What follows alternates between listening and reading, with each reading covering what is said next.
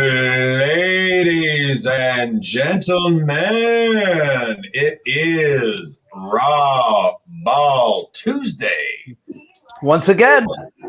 Once again, still dealing with our schedule or what have you. So Those should be dealt with by the first Monday of next month. okay, so by the first Monday of next month. We should be It is back Raw on Ball RAWBall Mondays. But for Tuesday. right now, RAWBall Tuesdays in the house. We are in the house. It is I, the captain, he, the Maddie, and he, the Weebo Wee Webba. Weeboo. Devin's got sirens sounding off, and I just realized. So, Devin, you've got one E on the first Wee, but three O's on the first boo. Two E's on the second Wee, and two O's on the second boo. Actually, you know, that combined with Devin's main has me thinking, a weembo wep, a weembo wep, a weembo wep, a weembo wep.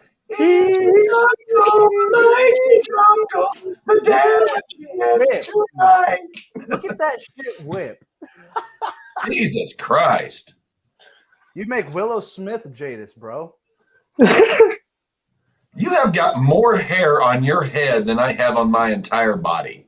Hey, first viewer of the night, we got Mansfield. Hey. Matty Mansfield. Oh, I will say, since we brought it up last show, and I don't know if we brought it up too much while you were here last week, Josh, your Browns got a new logo. Yes. I know we brought it up on the Greg Cherry show, but we didn't bring it up much here. We did. We showed the logo and everything, man. We did, but we didn't go too in depth on it since he wasn't here. So we only went a couple knuckles deep. Yeah, we went a couple knuckles deep, but I will say I really do dig the new Browns logo. It's got everything that's great about the city. And hey, what did I say? When the Broncos got their rebrand, we won 2 Super Bowls. When we rebranded again to bring the orange as our primaries, we won a Super Bowl. So I will say the Browns aren't winning the Super Bowl, Josh. But I will say, hey, new logo. Hey, what's up, Dave? Thank you so much, Davey. Tell me if you're lying. Tell me if I'm lying. CM Punk is back in professional wrestling. Before we get into everything, how are you guys? You know what? It's been a fucking busy week on Maddie's end. Cap, how's your end been? Oh, hell, you can tell by my hashtag.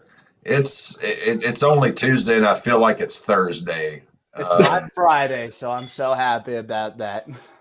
Yeah, I mean, I'm very happy CM Punk is back in professional wrestling. I wish it was, on the same day that we got the word that Kenny and the Cucamonga kids had been released from their contracts.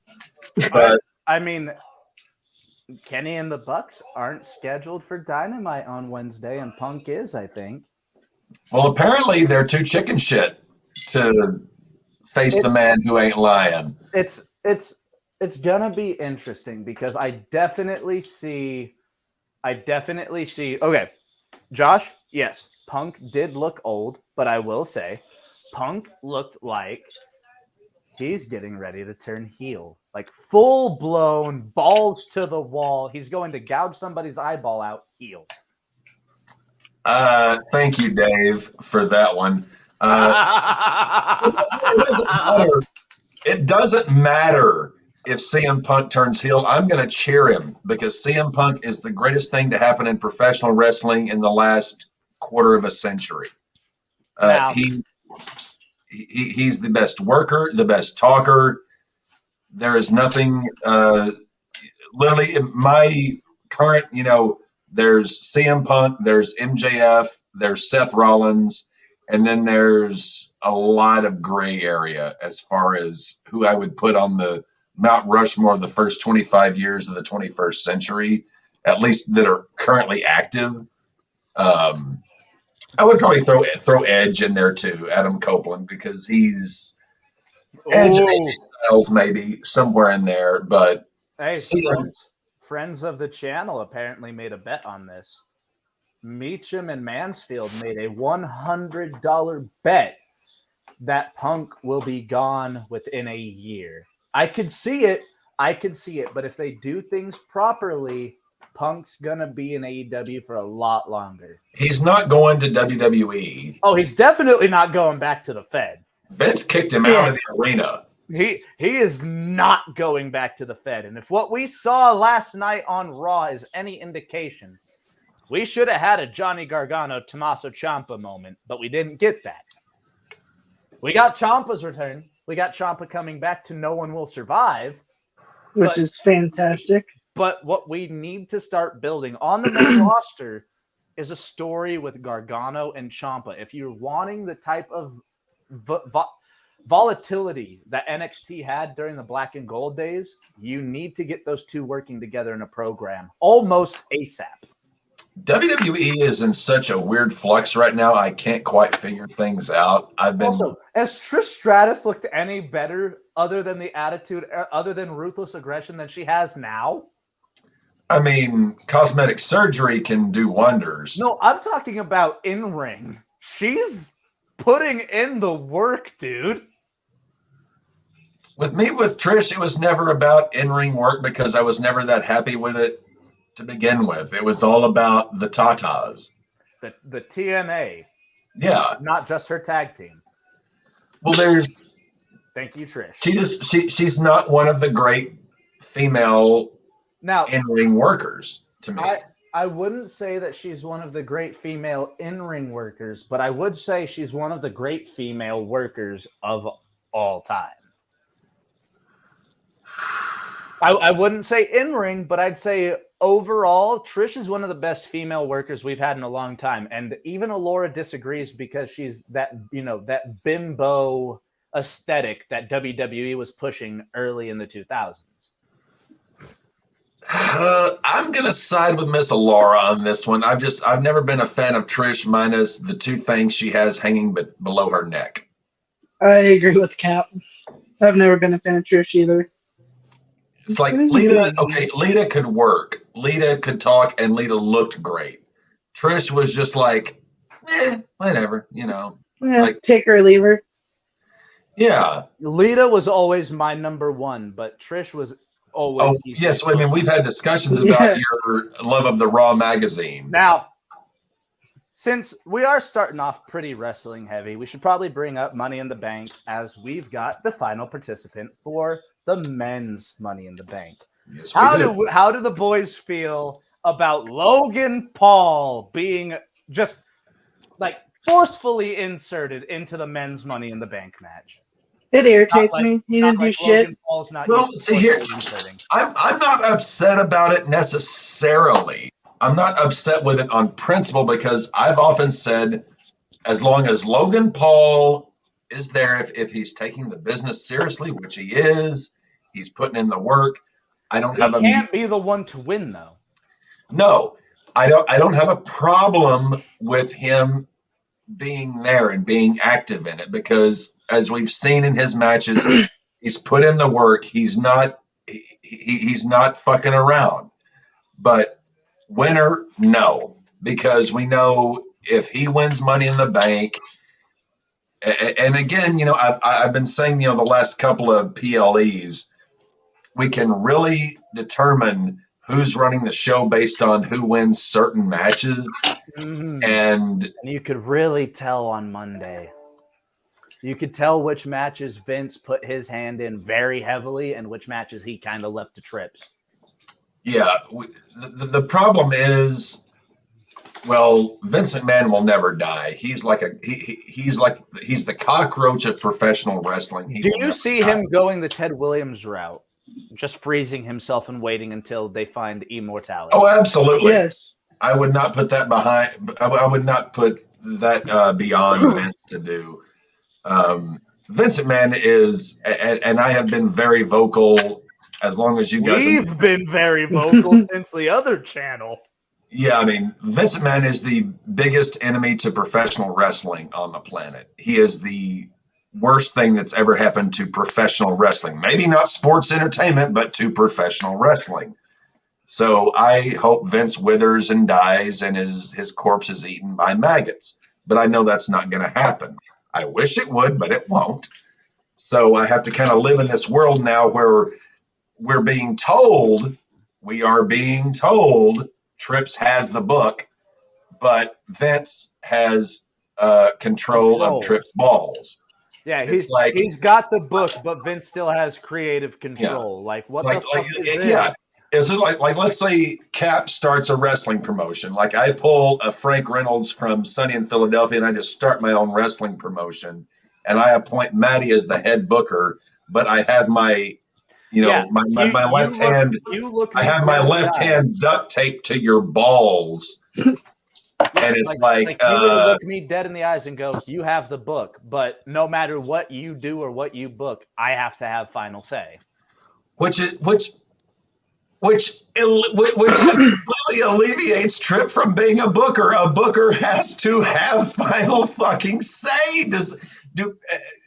I hate to be the old fogey in this group, but the booker is the guy who has the ultimate final say in what the fuck we see. The booker is the one that says what goes out there. Yeah. I don't know, pal. That doesn't work for me. Fuck yourself. Book the show yourself, motherfucker. Either book the show or get the fuck out. God damn, this is... This has been a great 13 minutes. WWE and AEW have both fallen into, and I will say this, AEW and WWE have done one thing for me. They've put on very consistent, very good pay-per-views or PLEs. However, on the main show front, AEW is giving us great matches. WWE isn't giving us matches. Both companies need to find a way to find that middle ground to where they're putting a compelling 2 hours of TV out every week. Here's the problem. We've got... And we're not getting that. No, here's why you can't do that, because you've got Dynamite, you've got Rampage, you've got Collision, you've got Raw, you've got SmackDown. You've got too many fucking hours to fill. One fucking goddamn 2-hour show a week. Fuck SmackDown, fuck NXT. Let NXT just be your developmental territory and do house shows. What you're saying is we need Dynamite for AEW, we need Raw for WWE, and then we need just house show circuits going around, like Sunday Night Heats. Yes, house shows. I agree. Fucking everything on television. I can agree with that. Now, how do you feel about AEW putting because they put one of the House Rules shows up on YouTube? How do you feel about that, Cap? I don't want house shows being broadcast. House shows should be in arena. Even on YouTube. No, I don't want to see house shows. That's why house shows should not be seen except by the people who are there, because you are there. House shows are there to do shit, to test it, to see how the crowd reacts before you put it on television. Exactly. That's why I don't think house shows should be put on TV. But like, if Tony Khan had the goddamn balls, maybe a 1 hour like showcase show, like every Saturday or Sunday, just showcase matches. I wouldn't Here's say what you do. I wouldn't say really meant anything towards the major product. Just showcase matches that people get rid of Rampage, and then take Dynamite or Collision, what the fuck ever, move it to Monday nights, and do it head to head with Monday Night Raw, starting at 7 p.m. to 9 p.m. 2 hours. And give people 2 hours of nonstop. Cap's wanting to bring back the fucking wrestling. Yes, because if, and I'm stretching the rubber band here almost to its breaking point, AEW, if booked correctly, which we know Tony Khan can't do, but if booked correctly, put AEW against Raw head-to-head on Monday nights and just present a better product. Yeah, just present a better product. I see what you're talking about, Cap, because a lot of people argue that AEW has a better roster than WWE. If we were Far better. They just can't book it. If I was about to say, if we were to test that, I agree. Put Dynamite on Monday, put them head to head with Raw, and see how they do.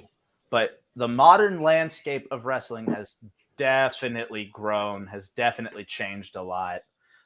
Unfortunately, the modern wrestling fans want more wrestling in their lives. And see, that's the problem. That's the problem. Hold on. We've got a take from Mansfield. Tony Khan needs to sit down and shut up. It's the EVPs. It's the EVPs handle things as they were originally. Just write the checks like back when AEW was originally a lot better. I will say, during the pandemic, AEW with no fans was putting on far better shit than WWE by a landslide. Yes. Well, minus that exploding barbed wire John Moxley. That has to come down to the production team. That has to fall on the production team. Anything involving John Moxley is going to be horse shit. Now, that's the problem. David has the 100% correct statement on this. They book for two different fan bases. AEW books for the indie-rific fan bases. Yes. WWE books for the people they've been booking for the last 20 years. Yeah, and no one is booking professional wrestling. That's the problem. It's like book fucking professional wrestling. Josh has a fantastic point here. You could literally split the rosters between Dynamite, which is your AEW guys, and Collision, which is your former WWE guys that could have been booked better. We've gotten to a point where... David's also got a good point. A lot of WWE's roster currently is people that were formerly Impact or elsewhere. We've gotten to a point in professional wrestling, and I know we're 20 minutes into this show, and we're already going off the rails if we ever had any rails. Bro, it just started with how you guys were doing. Yeah, it started out with how we were doing. And here's the problem. Right into the wrestling. Professional wrestling fans think that, we're getting into this weird thing where we don't have the territories anymore. We have promotions. And everywhere. And every fucking promotion has a goddamn television show that is nationally broadcast. Here is the problem. Unless here is the big problem we have. Everybody's got a fucking nationally broadcast television show that any jack off with a remote and a bank account can either find or get a drink. That's what's killing pro wrestling. One of the things that's killing it. Pro wrestling should be one or two big, name promotions, and then you've got territories. We cannot, because all you're doing is you're just watering down the market. You're just watering it down. People think, oh, well, they're on TV. They're legitimate. No, they're not. No, Impact is horse shit. Ring of Honor, horse shit. NXT, horse shit. If you look AEW, horse shit. WWE, it's all horse shit. If you look at the people that they bring on for like WWE, what are the matches called? Not necessarily squash matches, enhancement talent. Yeah. If you look at the enhancement talent in WWE, what do they get? A minute maybe of offense, and then absolutely getting murdered. If you look at AEW, they let their enhancement talents get a little bit more action against big names. Like, I forget who it was against Kenny Omega, but Kenny took him to a 20-minute match and made this random guy look like a fucking top-tier talent. The answer is not more television. The answer is less television, but more quality. I do agree. AEW has 2 hours of Dynamite, an hour of Rampage, 2 hours. No, God damn it. How tough is this to understand? WWE has 5 hours of primetime television every week. Oh, no, 7 because you have to remember NXT's on TV too. Okay, so 7. You don't need that many 2 goddamn hours and present a kick-ass show every week. Now, Josh, I do 100% agree with here. Impact and Ring of Honor have not been the same. Ring of Honor is starting to pick itself back up finally. AEW, their weekly show doesn't keep me interested as much as it used to. NXT, they're fucking picking back up again because these talents that they brought in for Performance Center, to build up, they're actually showing improvement. That is Here's the problem. Thing. You're talking to someone who has lived through the territory days, has lived through the Monday Night Wars, has lived through everything. And here is the problem. More television is not the answer. It is just, God. Did you know this was happening tonight?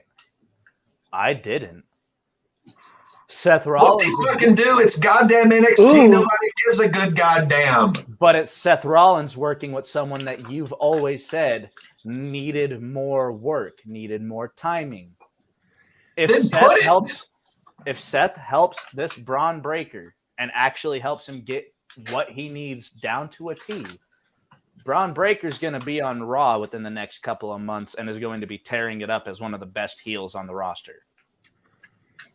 This Seth can Rollins, be a as good great thing. As he is, cannot help Braun Breaker in one match. Oh, I wouldn't say one match, but with Seth working with Braun, getting that connection, Braun's work is probably going to get a lot better, like Grayson Waller's work did after he worked with AJ Styles. Let's get in our time machine and go back a little bit, back to Ohio Valley Wrestling. How far in OVW?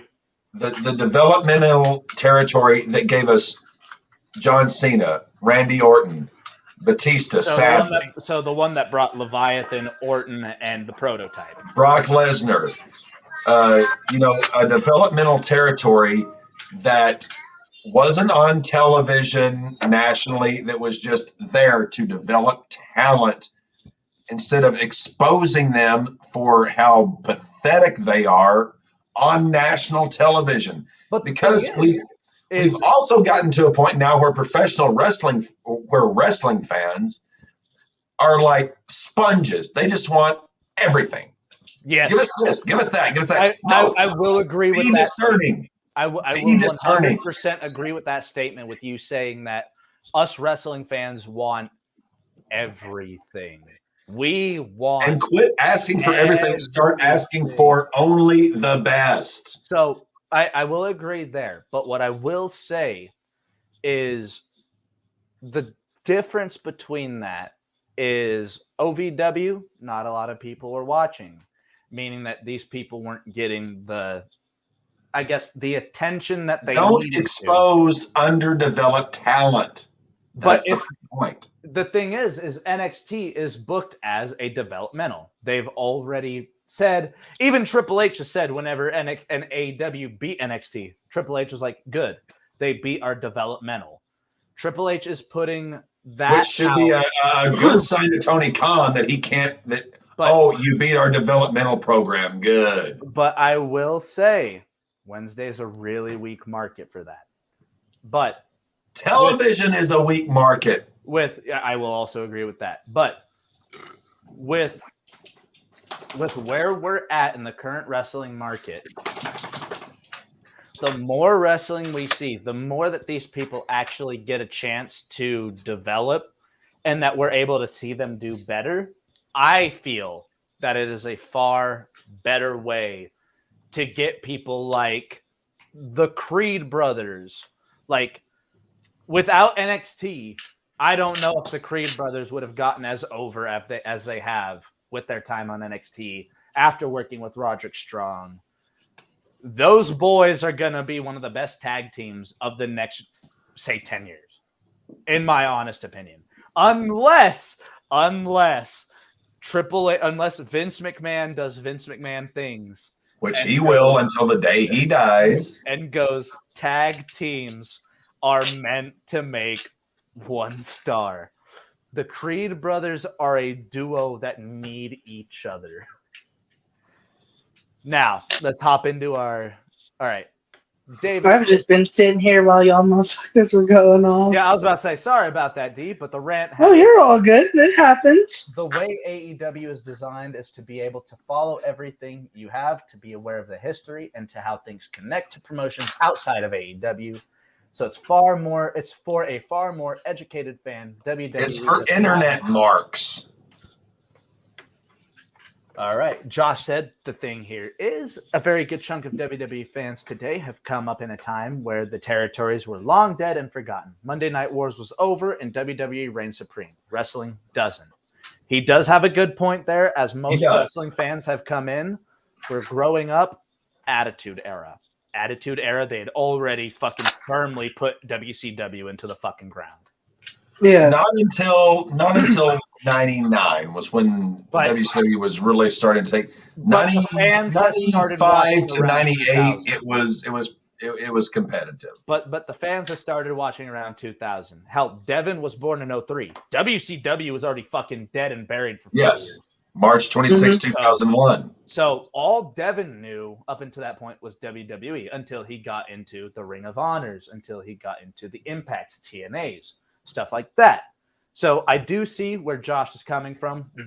The modern and here's the problem is those promotions did not compete with WWE. Those promotions couldn't hold a candle. We're talking about a time, young ones, where for about a 2-year period, every single Monday night, both programs were putting on phenomenal fucking shows. Now, I will agree with Davey there. I will agree with Davey there because Triple H did kind of backpedal on his statement about NXT being the third brand. This is the problem. There are too many brands. There's WWE, AEW, Impact, Ring of Honor, Lucha Libre, Japan. There's independent promotions. There's GCW. And while there are good things to cherry pick, you're even enjoying GCW, Cap. Yes, there are good things to cherry pick from each one, but the problem is that the two promotions who have the most exposure, AEW and WWE, are still so goddamn horribly booked and goddamn lame that it makes people want to watch the horse shit that's going down below. Hey, here's an idea. I wouldn't. Tony Khan and Trips. I wouldn't say the horse shit that's going on below because as you've seen, Cap, we've showed you stuff from AAA. You've seen stuff from GCW. You watched the full GCW show and you enjoyed it. No, I thought the GCW shows that I watched specifically for Nick Wayne, I was like, this is what pro wrestling should look like, but it needs better production value. Now, this is what a wrestling show should look like, but the problem is WWE has to have a goddamn 150 fucking meter screen for people to enter out of. Well, shit. No! What do you say at every PLE, Cap? It's not stupendous, pal. We need to get away from that mentality. We don't need to be holding these massive stadium events to go, hey, look how many people we can put into this building. No. Hold massive stadium events, but fill the fucking seats. Don't have huge sets or shit. Fill the goddamn arena. When we went to the fucking Royal Rumble in St. Louis, how much of that building was tarped off? A third. A full third. One third of a 60,000 seat stadium was piped and draped. We have record attendance, 40,000. Yeah, you had a sellout because you didn't offer tickets for a third of the goddamn arena, you schmuck. We were in the St. Louis The Dome, which holds over 80,000 people. That could be a WrestleMania venue, for fuck's sake. With how much they talking shit, that could be a WrestleMania venue. But we're going to pipe and drape a third of it because we can't sell enough tickets. Don't hold. There's an old saying. There's an event that needs a stadium and a stadium that needs an event. Now, I wholeheartedly agree with Josh here. This is a testament to the spread and growth of wrestling that has come over the past couple of years, the different types of wrestling, the different styles of wrestling.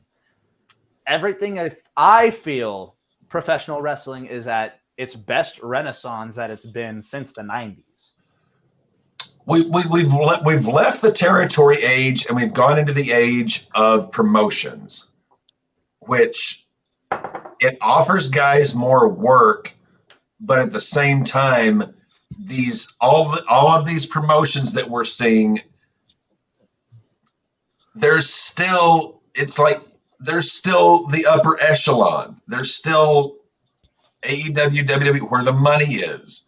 And we shouldn't consider these lower level promotions on that same scale, because these upper scale promotions should be booking the way they should be. And if they did, there would not be any competition. There would be one or two promotions that were doing shit right, as opposed to 15 that is like, oh, I like this guy, I like that guy, I like this match, I like that match. Fuck me running. If I were running a wrestling promotion, I would not be catering to the lowest common denominator, the internet marks. I would not be catering to the casual fan. I would be catering to, surprise, surprise, fans of professional wrestling. Because what's sad is that while all of these promotions have great things to cherry pick from, and I will not deny that. Again, Josh is right here. I'm not going, okay, I like football, okay? But you're not going to watch the CFL. I'm not going to watch college football. I'm not going to watch the CFL. Don't I'm not you going to watch the Cap. USFL. I'm not going to watch the XFL. Might be getting into college sports this season. I'm not watching anything except the NFL, where the absolute best of the best are. And the problem is, people are like, well, I'm not going to watch the best. I'm going to watch this. Have some discernment. Have some taste. That's why I mainly watch WWE or AEW, because that's where the best guys are. But here's the problem. Every time. Josh, I will say, the RAWBall boys will start following college sports this season as well. We already know. I love college football. Maddie can watch all the college football he wants. I'll watch it with you. We already know how March Madness went for the RAWBall boys. We got one good weekend. And no. I will say this: college sports is horseshit. Depending on where you're watching. College football. If you are watching Alabama versus like University of Colorado United, college football can go fuck itself. College basketball can go fuck itself. College baseball can go fuck itself. College sports as a whole can go fuck itself until they start paying and treating these athletes appropriately, and start giving them merchandise revenue, start paying them as they should be paid. College sports is bullshit. Fuck college sports. Since this is the first time this has ever come up on our channel, I'm not going to be an AJ Hawk. I'll give you an IO for that, Josh. OHIO. I've never. Here's a little thing to understand. College football alone has something like 130 teams in Division 1A or Division whatever football. There's a YouTube channel that 3/4 of those teams do not deserve to even field a team. There is a YouTube channel for you, Cap, that I would like for you to go hop onto and catch. He does like NCAA college like football content. Go look up Not the Expert, because he's got some pretty interesting ideas that if NCAA were to implement, might make college sports a little bit more interesting. There's like 300 teams in college football alone. Yeah, there are roughly 30 of them that are relevant. Yeah, let's. And unless you're one of those 30, maybe 40 teams, each person in this chat right now, name off 10 NCAA football teams that you know. That Alabama, actually- LSU, Florida, Florida State, Tennessee, Arkansas, USC, Oklahoma, Texas, UCLA, There's 10. Now, Miami. Cap, you said Arkansas. I'm going to give you that one because you live out there. Devin, give me. Oh, and trust me, I fucking despise and hate the Arkansas Razorback football team. I hope they all catch gonorrhea and die horrible deaths. Now, Devin, give me 10 NCAA football teams that you know of. Mizzou, Missouri State, Iowa, Iowa State. You can't. Right, hold on. You already did 2 states, so you can only give me 1 team per state now. Okay, Mizzou, Iowa State, Kentucky, the UCLA, UConn. Oh, he got UConn. UConn. I'm trying to remember. Wow. You got 5. College football, unless it's your area or one of your teams, nobody gives 2 flying fucks. Now, here's the thing. Cap said Arkansas. He is from Arkansas. Sadly. Now, D is from Colorado. Didn't mention No, I'm not. once. No, you live out here. The Colorado Buffaloes have I not said been Mizzou. relevant in You about- said Mizzou, and I said we live in Colorado. You've lived out here. Colorado Buffaloes have not been relevant in over 25 years. No. We're relevant this year because we got Coach Prime. True. But Good luck with that. I will say, Josh, you want to know the funny thing about that statement is you and Cap. I don't need Jesus, Josh. I need good professional wrestling. I need a legit professional college professional college football, and I need the NFL to take their rules protecting people and throw them out the goddamn window. Now, Cap, since I know Josh's religious preferences, we also know your religious preferences as you expose that to me and Devin out in San Antonio. Yes, I am a Catholic. You and Josh are both Catholics. So that makes this statement so much funnier. Josh, every single. Say what you want, but my alma mater, Youngstown State University. Yes, where Jim Tressel first coached before he went to become an Ohio State national championship winning coach. I am an old motherfucker. Don't let the fact that I don't have a receding hairline and no gray upset you. Yes, I know who Jim Tressel is. And I actually liked Ohio State because they defeated that Miami juggernaut in 2002. Same hairline. I don't want to hear shit. I've got 10 years less on you, and I have the same fucking hairline. I got good hair. But I have bountiful beautifuls. Yes, Jim Tressel coached one of my favorite college football teams of all time, the 2001 Ohio State Buckeyes, because they rightfully defeated that Miami juggernaut that was all offense and no defense. And that defensive team defeated Miami. So here is my big problem, Maggie, for the love of God. Oh, hi, Maggums. Oh. Yeah, well, that's actually Josh, if you ever want to talk Catholic stuff, like Cap's your guy. I actually have a Pope Francis bobblehead sitting on my desk. Just randomly have that? I'm Catholic. What the? They and also my baptized name was Francis. At the same time that Pope Francis, about a month after he ascended to the papal throne. So yes, I am very Catholic. I went through confirmation and everything. I think you and Mansfield might become very good friends in the future. See, this is the damnable thing that happens. Whenever I have these big disagreements with people, we find this common ground where we find out we're not so dissimilar, and it's like, my God, I could probably be going to mass with you or going to confession or Stations of the Cross or something like that. Oh, this has been a great 41 minutes of our stream. I was about to say this might be the most unhinged 41 minutes we've had on the RAWBall podcast yet. And all this started was from before we get into the show. How are you guys?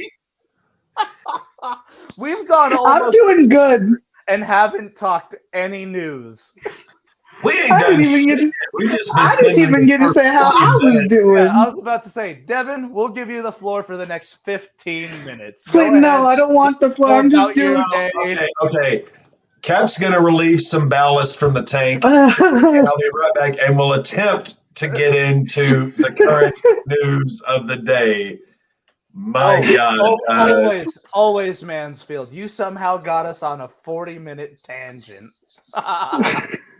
Josh, thank you very much. As a fellow Catholic, I will have to be now that I know that of you. Yes, we are. That's great. We are brothers in Christ. We are brothers in the rosary. You Brothers guys in are the brothers rosary. in Christ. Yeah, we both say our rosaries and say our Hail Marys. You're welcome.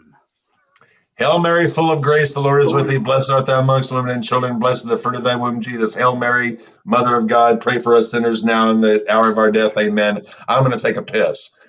Devin, I'm going to give you the floor. I'm doing good.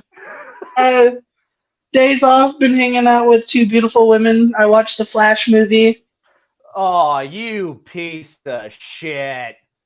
We went to go see the Mario one, but the Flash I is the only. don't care. You're a piece of shit. Was it good? Why? Do you want to see it? No, I fucking hate Ezra Miller. How was the movie? It was fucking amazing. So Affleck's in it. Michael Keaton's in it. Who else is in it? Nick Cage. Why? What the fuck does They Nick fucked up. Cage have to do with the So Flash? I'm not gonna go in full detail or anything. I'm gonna do a slight spoiler. They fucked with the timeline and doing Flashverse now. Oh, is it Flashpoint? Yep. And they showed the break of different dimensions. Did somebody shoot Ezra Miller in the head? Like legitimately? No, there's a Then kind. It wasn't a shoot in the head. They created another Flash, and it turned into be like Savitar from the Flash CW, and yeah. As in but Hello Flash? No, as in the corrupted Reverse one. Flash? It's like a corrupted Reverse Flash, But where is he the constantly Flash goes already in. corrupted? Well, no, yeah, Reverse Flash this is like more corrupted.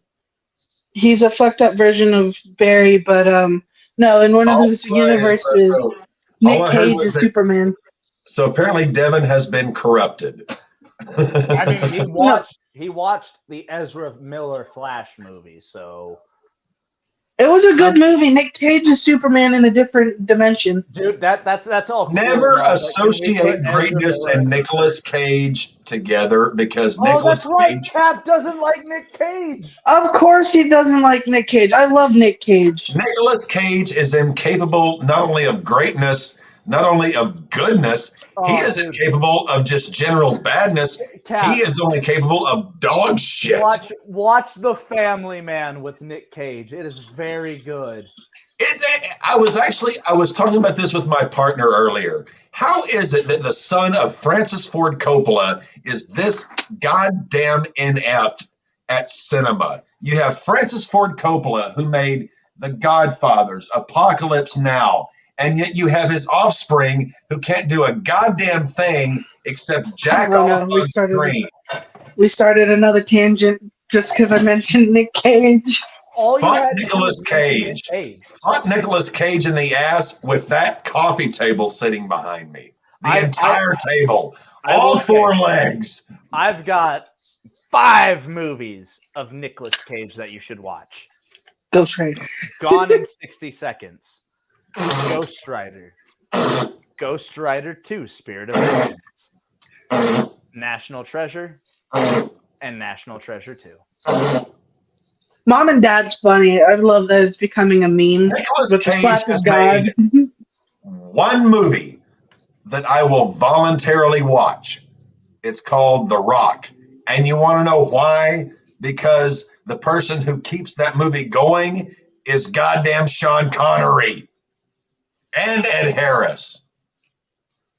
I'm sorry, Nick Cage. Go fuck yourself. You do not deserve to breathe good air. The librarian. I forgot the librarian. Didn't he also do was it the vampire's assistant? Was that Nick Cage? Oh, Christ. Yeah, I think it was the vampire's assistant. Now he has a new movie. I think it's like a Dracula. Oh yeah, Red something. Renfield. Yeah, yes, Renfield. It's on goddamn Peacock, right? My partner was watching it downstairs about Is it a series or is it a movie? It's a movie. It's a shitty goddamn comedy fucking takeoff on God, fuck Nick Cage. Goddamn. So I didn't know about the character Renfield until that movie came out. Apparently, he's like legitimately from Stoker's Dracula, like his henchman. Yes, the character of Renfield is from Stoker's Dracula. The problem is Nicolas Cage is playing Dracula, and he could not hold a candle to Bela Lugosi or Gary Oldman. And dare I say, in a comedy situation, even Leslie goddamn Nielsen. Fuck you, Nicolas Cage. Get the fuck off our screens. Go and die. Is every Tuesday just becoming Make Cap Go Off on Tangents Day? I think It so. might be. Oh, shit. Last week's show was mostly tangents on all three of our parts, honestly. I started another tangent because I talked about my day.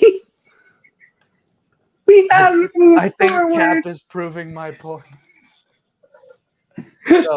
So I'm gonna take off of a tangent. Well, I do have to say, Jim Cornette. Never mind, Mike.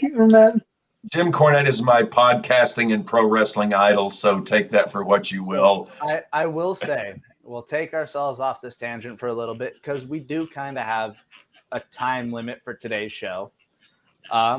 Tom Grossi has raised over $250,000. Yes, he has. It's been. What's his goal? 1 million. I wouldn't even say that's a goal. That's like an incentive. One million is to get Tom Grossi the 30 for 30 tattoo. Which, if he gets that, that'd be awesome because Grossi has no ink. Also, again, Josh, I will say Corny might be our greatest historian of our business to this day. But Russo can kind of fuck himself. I don't necessarily. Here's my thing with Russo. No, and this is very quick. The problem with Russo that I have is that people hired him. He should never have been hired. Here's the thing: the other company hired him to interview him, and he actually gave the other company a really good interview. The problem is, no one should have ever hired Vince Russo. Yes, Vince Russo sucks at professional wrestling, but the problem is no one ever should have hired him. They should have seen through his bullshit so quickly.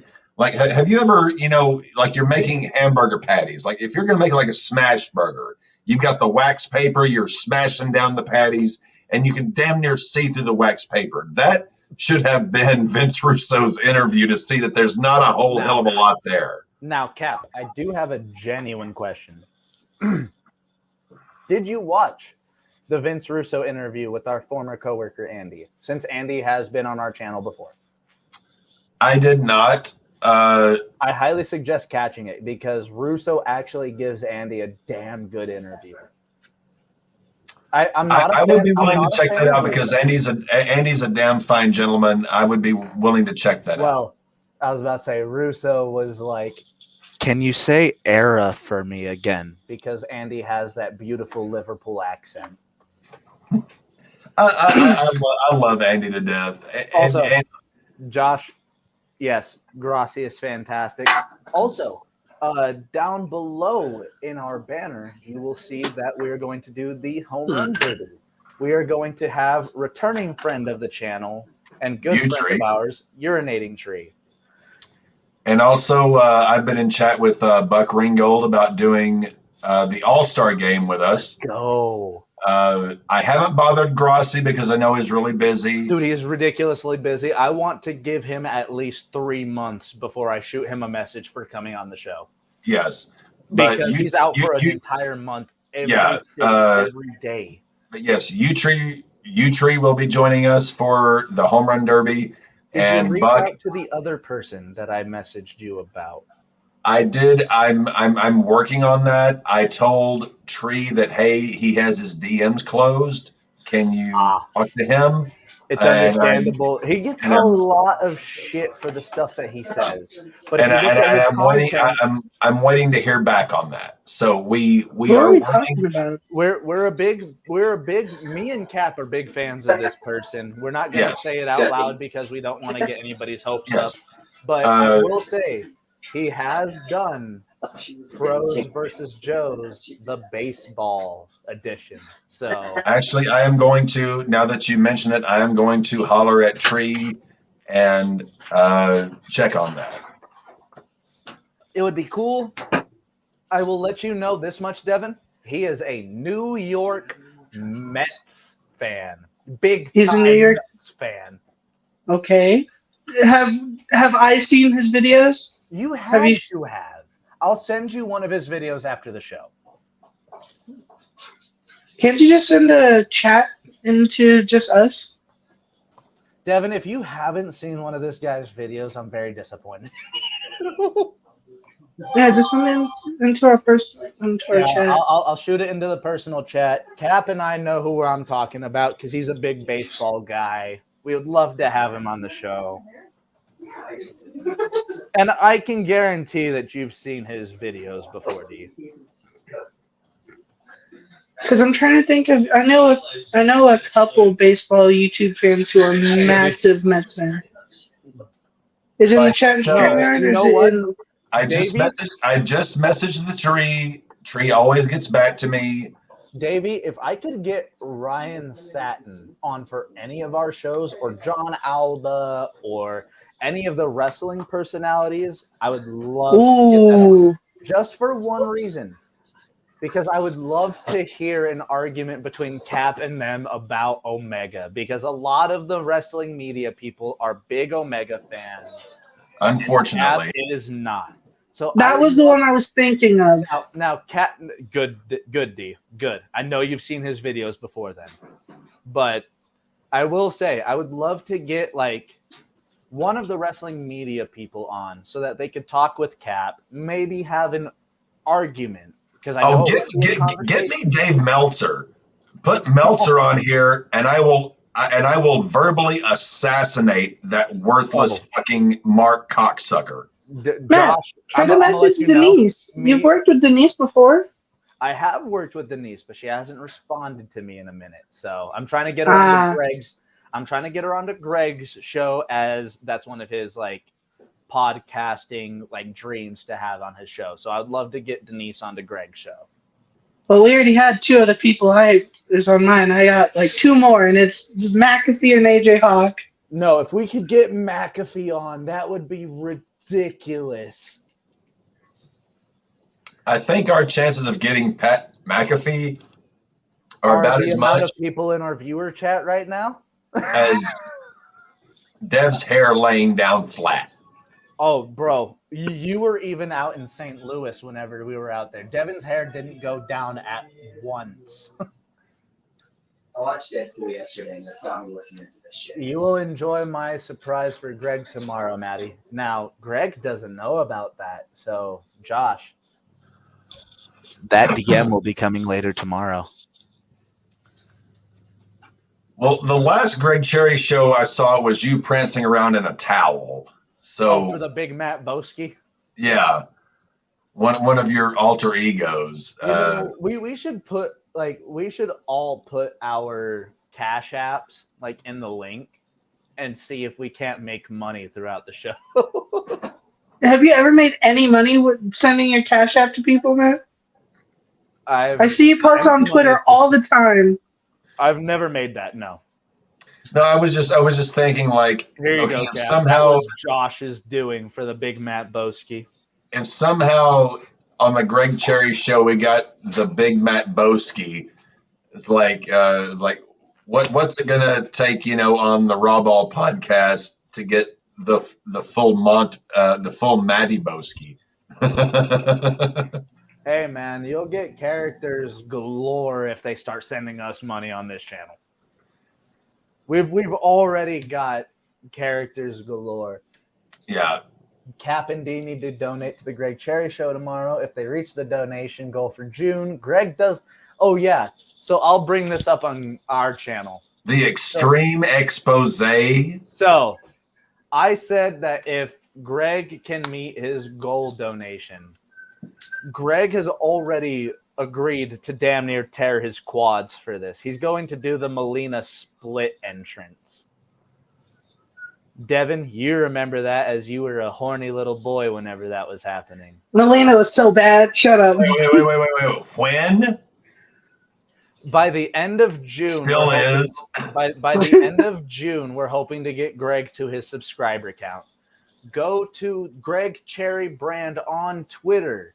See what that subscriber goal is. Help us get those numbers up, because if we do, not only do you guys get to see Greg possibly tear his quads as he's trying to do a full split on his beds, but you will also see me recreate the Kelly Kelly extreme expose from ECW back in the day.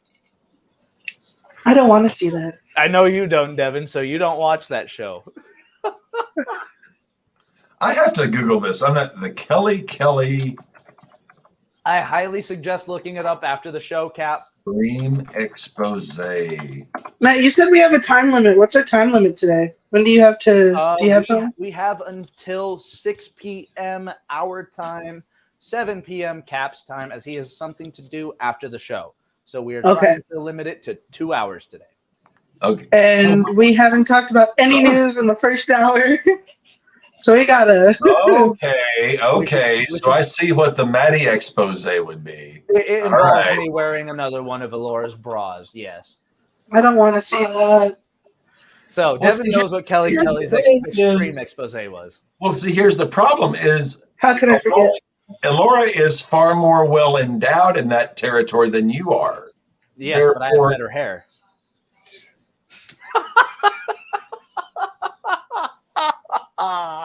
She's Johnny Cash sang a great cover of the Wreck of the Old 97.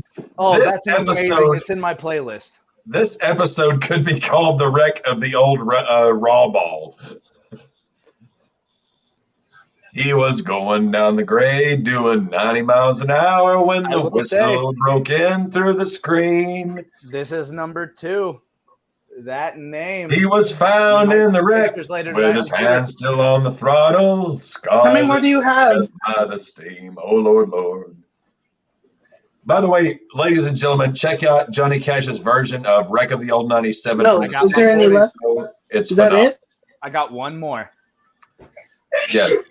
Johnny Cash, live from San Quentin Prison, Wreck of the Old 97. It's phenomenal. May very well be one of the best live concerts I've heard. Well, I mean, that and Folsom are...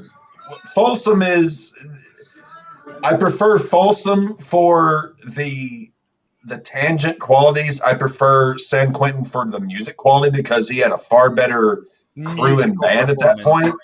They're both equally phenomenal. I love them both. It just depends on my mood. Hey, by the way, let's attempt to get into some form of tangibility here. By the way, big thank you to Davey and to Strictly for the Culture for liking and sharing this video on Twitter. Big thanks.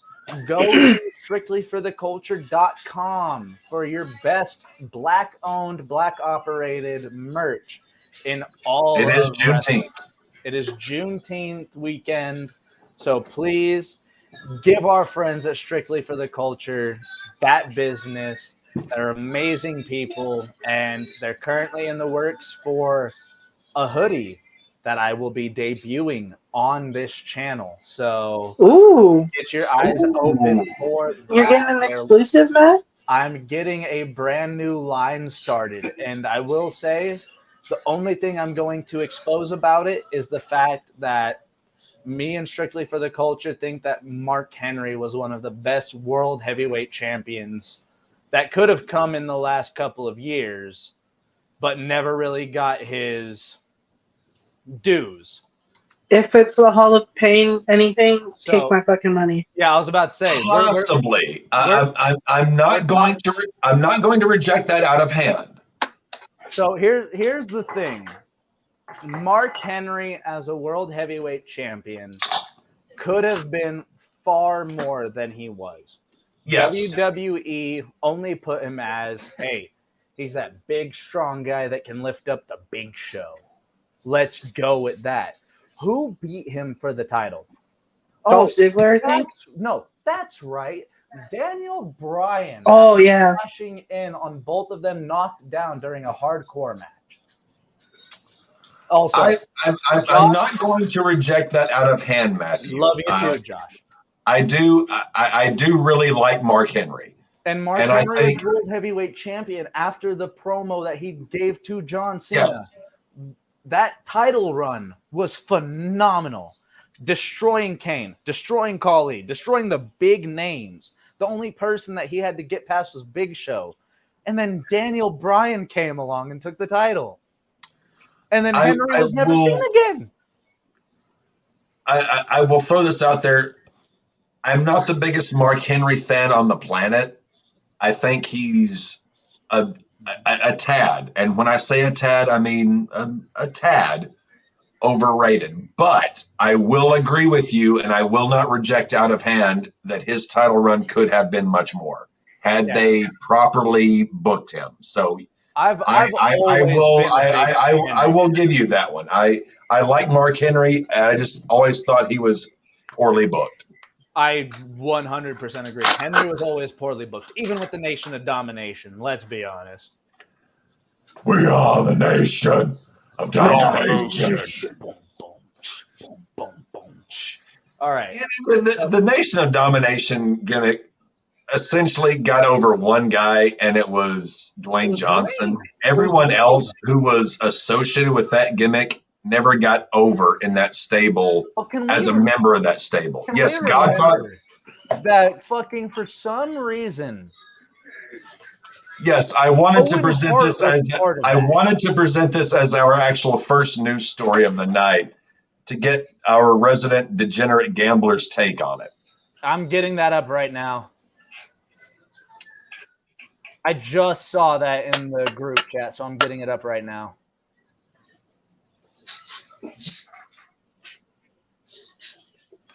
And for some reason, it's being a little bitch.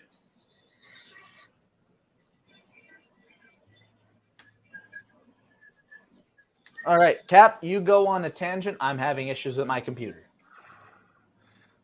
Well, apparently the NFL is getting tired of having to suspend players for gambling. And they are increasing the penalties, reinforcing those policies. Apparently they are putting forward their key six rules. Rule number 1, don't bet on the NFL. Number 2, don't gamble at your team facility while traveling for a road game or staying at a team hotel. Number 3, don't have someone bet for you. Number 4, don't share team inside information. Number 5. Well, shit, number 3 was the Pete Rose incident, wasn't it? Yes. Number 5, don't enter a sports book during the NFL playing season. Number 6, don't play daily fantasy football. Wait, so they can't even do the daily fantasy football that's free on... Wow. Okay, yeah. So 6 key gambling rules. I've got them up right now. Yes. This is insane. I'm sorry. I had to go take a piss while my shit was uploading. You had to take a piss while you were shit? No, I had to take a piss while shit was uploading. Okay. But I've got it up. So you piss while shitting, Dev shits while pissing. Yeah, actually. What? That's probably the best way to put that. Maddie pisses while shitting, Dev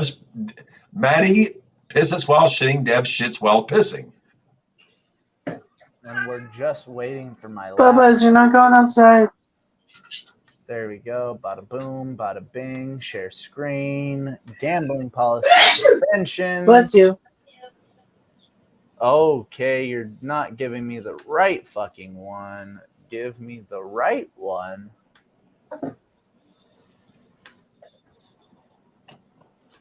I promise people, we're professionals. There you go. That's what you'll call us. Good. I'm glad that you guys can see it because my laptop is still frozen. I can't. Don't bet on the NFL. Don't gamble at your team facility while Here traveling we for go. a road game or staying at a team hotel. It Don't took, have it took someone. a minute, but here we go. Okay. Don't bet on the NFL. Don't gamble at your team's facility while traveling for a road game or while at a team hotel. Don't have someone bet for you. Don't share team inside information. Don't enter a sports book during the NFL season. Don't play daily fantasy football. These are all fucking shit, in my honest opinion. So the only one that I wholeheartedly agree on, if you are performing in the sport, don't bet on your fucking sport. Don't bet on the MLB if you're a batter in the MLB. Don't bet on the NFL if you're a cornerback in the NFL. Don't bet on the fucking NHL if you're a goalie in the NHL. Don't bet on your sport. That's the only one that I can really look at and go, Yeah, but that hey, number one rule encompasses all the other 5. But here's the thing. Don't gamble at your team facility while traveling to a road game or while at a team hotel. If you are not betting on your sport, that is one thing. Number 3, you should never have anybody bet for you as if they were to get a ridiculously high win. Those poor motherfuckers are in the higher tax bracket, not you. I've already looked into this as I'm our degenerate gambler. Yes, you are. So, what was Maddie will lay bets on which crow's going to fly off the fence next. Well, Maddie's going to give a RAWBall exclusive. I will not gamble until the NFL season, as none of my MLB bets have hit. So I am going to not a goddamn one. I'm going to take a hiatus until the NFL season. It's a lot easier for me to bet. But number 3, don't have someone bet for you. That's one of the things that I wouldn't have Devin bet for me. I wouldn't have a coworker bet for me if I wasn't, if they get like $1 million win, which is almost impossible on FanDuel. If they get that, they're in a completely new tax bracket. You're not. They're going to have to pay the taxes for that. That's bullshit. So we have some more news out of Yankee land. All right, we'll get to that in just a second. Number 4, don't share team inside information. That should be a given. But not again, you're dealing with 20, 21, 22-year-old millionaires who don't even so, dude. Like guys Devin's age are being asked to behave as adults. All right, let's put it in this prospect. If Devin were to get hired as a defensive end, that's only because I'm saying Devin would be a powerful defensive end if he were to get there. He would not be telling me, hey, I'm playing this defensive end or this offensive guard this week.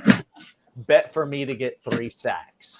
Devin ain't going to do that because he's not fucking stupid. Number 5, don't enter. Dev might get ejected for unnecessary roughness. Yeah. Number 5, don't enter a sports book during the NFL playing season. If you already have the account signed up, why the fuck are you signing up during the season? If you're betting on basketball, MLB, anything that's not during the NFL season, why the fuck are you setting up a profile during the season?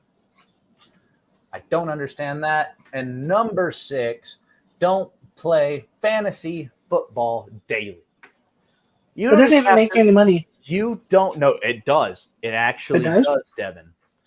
You don't even have to bet on the people that you're playing with or the people you're playing against. daily fantasy football means you're putting together a team for that day.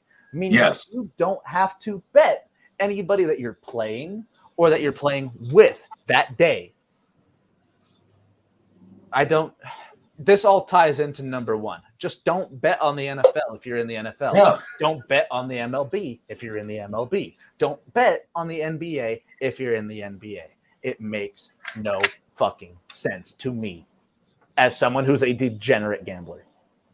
Don't be an idiot is what it comes down to. I'm worried when you go to Vegas, man. I don't plan on it. I'm going to be honest. We're going to it looks like we're going to Orlando in January. For the Rumble? If we get Orlando for the Rumble, Devin. Larry. We get to see I know. the ocean.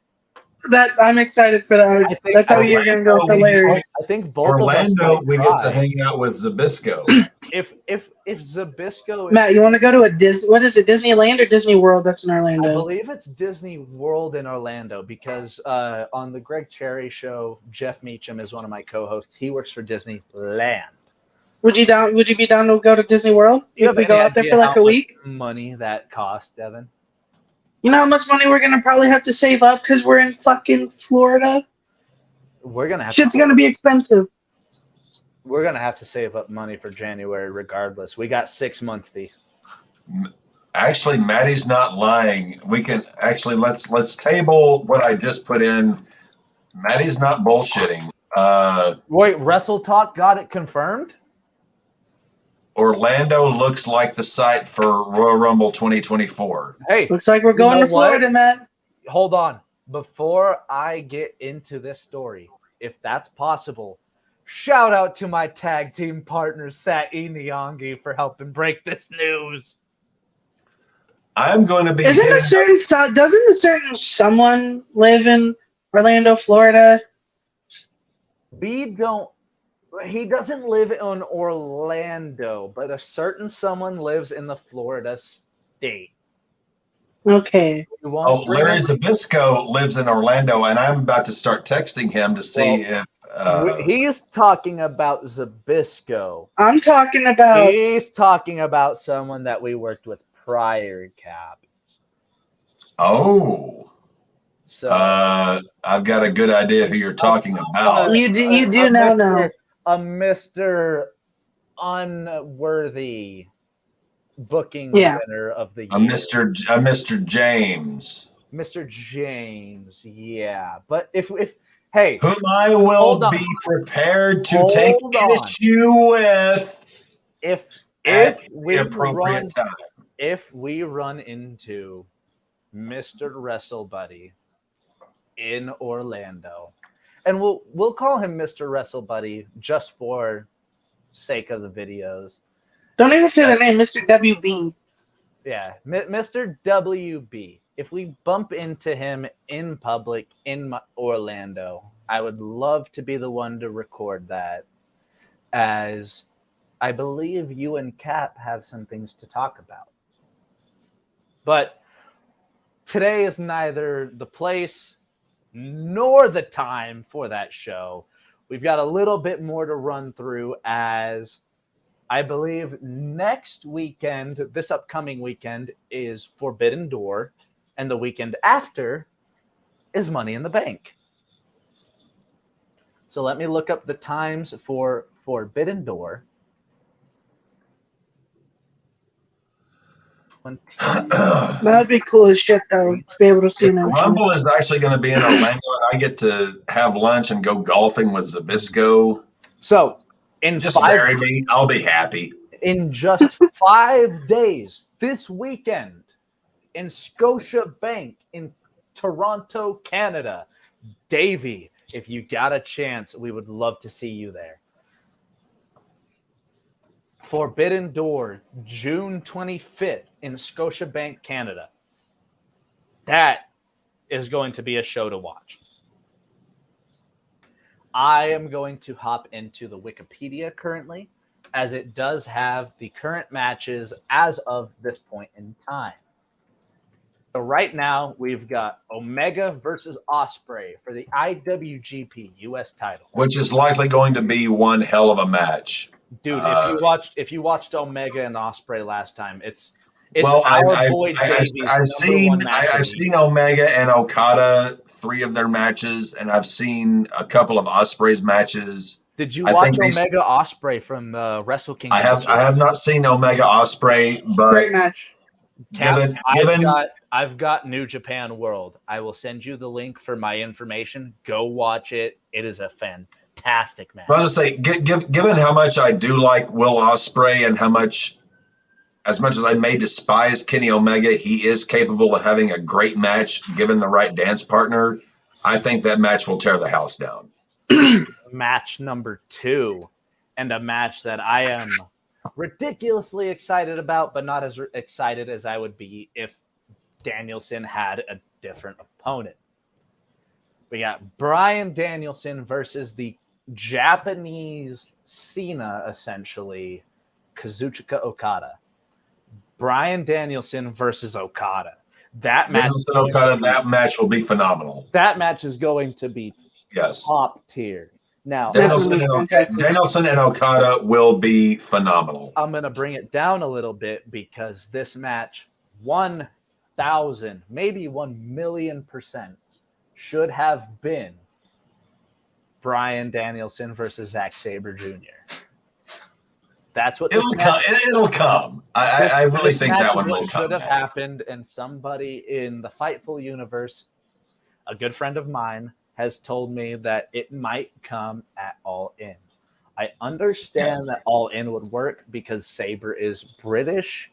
Yes. But it's Forbidden Door. It's the show that you're supposed to get matches that you may never see. But let's also remember that All In, Wembley Stadium. It's going to be a big event. And we're going to be covering it live. Be live. Should we be able to watch it? We are all watching it live.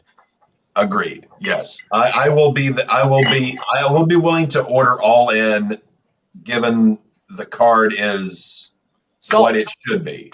If I get Danielson versus Sabre just as an announced match, I can guarantee you, Devin. I'm sorry. I'm coming over to your house. We're watching that match. I'm sorry. Why are you apologizing? Will Maddie be bringing a bottle of Jergens? Oh, that match will require my hands to not. That will already be provided. It's coming to my house. That match will. I will not. You gotta switch to a different lube, Maddie. I'm telling you. I'm actually genuinely interested because I looked it up. Lotion is not the best lubricant. No way. What is the best lubricant? Also, RAWBall fans, if you are not sexual in any way, tune out now. Yeah. K&Y is really good. What was that? K&Y. But that's like. Oh no, dude, KY is garbage. Trust me. I'm talking about single person. Oh. Like if you're doing it by yourself, you got to get yourself off. No, not just by yourself, but if you're with a partner, I can tell you the best lube. Ooh. Ooh. Are you sending it through the chat? Just say it. Yeah. I'm looking it up to make sure I find the right one because there's several ones, you just have to say the name proper, and I'll be able to look it up. Well, you want to go with a petroleum base, not a water base. Not a water base. You want to go with a petroleum base. So not necessarily Vaseline, but something along the lines. A good quality petroleum based lube. It is going to be it is going to be slicker, as Jim Cornette would say, slicker than cum on a gold tooth. And by the time the night is gold tooth, when did Cornette say that one? And by the time the night is over, you are good. Trust me, your shit is going to be slicker than snot. You're going to be going in as easy as you could possibly imagine. Your hand is just going to feel like, you're going to be having a good time. To the fans of the RAWBall podcast, Cap has said petroleum-based. Petroleum-based, yes. Captain Jelly. God damn it to hell. That might be your best name on the podcast yet, Cap. Should we go Captain Petroleum or Captain Jelly? Captain Jelly. I think Captain Petroleum rolls off the tongue better. Or Captain Petrol? Quit giving him ideas, Matthew. Oh fuck! I'm close to tears off of that one. That was awesome. Captain the Cum Creator. Captain Cum Creator. Triple COG. So, all right, we got about 40 minutes left in the show. Cap, baseball. What have we been looking at this year? Captain Jelly is perplexed. Almighty. Captain Petroleum looking through the baseball stats. Well, I just put up a story that Brian Cashman, the GM of the Yankees, Oh, I did see that. expresses belief. Yankees lineup amid woes. And that's crazy whenever you've got batters like DJ LeMahieu, batters like Aaron Judge, batters like Giancarlo Stanton. Judge ain't doing formerly shit. Mike Stanton. Devin, I know Judge ain't doing shit because I've seen your team standings. Shut up. Last time I checked, 5 people were tied for first place with 66 fucking points. 5 people. Cap, what is this division that we've built on ourselves? Oh, it's become a complete quagmire as of present. Giggity giggity. All right. Yeah, presently first place is tied between the Bang and Swang and Devin, and then you've got myself and my brother in 66 and 66 and a half. Am I firmly out of first place?